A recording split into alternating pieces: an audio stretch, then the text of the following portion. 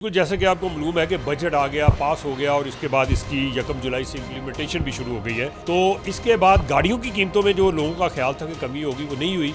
कौन सी गाड़ियाँ जो महंगी हुई, कौन सी सस्ती।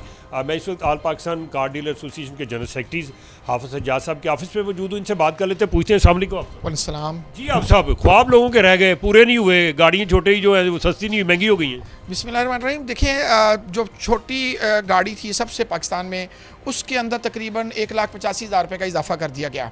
और उसके अंदर एक और जुल्म है जो मैं चाहूँगा कि वो पॉइंट आउट किया जाए कि आप लाइफ टाइम टोकन लेते हैं एक गाड़ी के अगेंस्ट।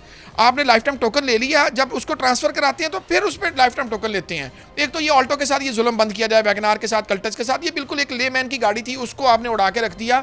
और दूसरी चीज़ ये है कि कंपनियों पे से पूछा जाए, ये तो वो जुल्म है जो टैक्स 1,85,000 लगा।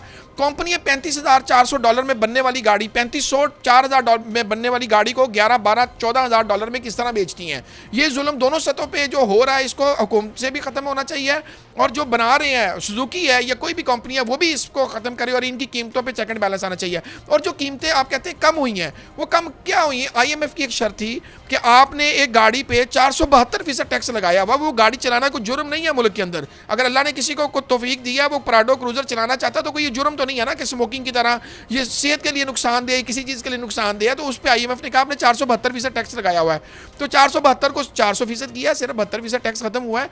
और कितने लोग हैं जो उसको चलाते हैं? आवाम को तो कोई फ़ायदा नहीं हुआ, चंद लोग हैं। और उसमें एक ऐसा इजाफा था जिसकी कोई लॉजिक नहीं थी। तो IMF के कहने पे इन्होंने वो RD को 90% से 50% कर दिया। उससे गाड़ियाँ 40-50 लाख वो कम हुई, जो कि पाकिस्तान में पहले ही गिनी चुनी थी। इससे कोई ज़्यादा फर्क नहीं पड़ा। जी, बात आपने सुन ली। बता दिया उन्होंने कि फार्मूला क्या लगाया गया है और क्यों ये गाड़ियाँ महंगी और सस्ती हुई हैं।